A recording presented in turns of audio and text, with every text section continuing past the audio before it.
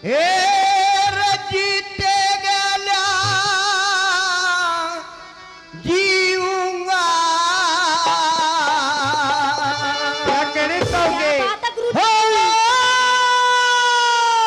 रजीते गेल्या जीऊंगा मरते की गेले मरूं कोन्या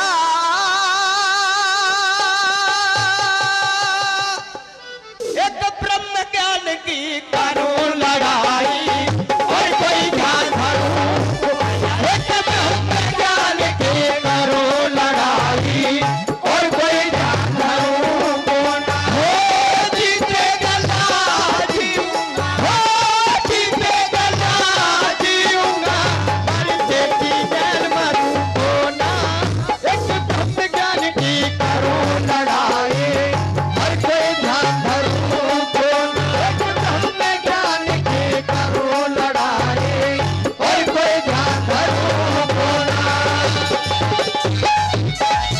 क्या बात तो साबित है।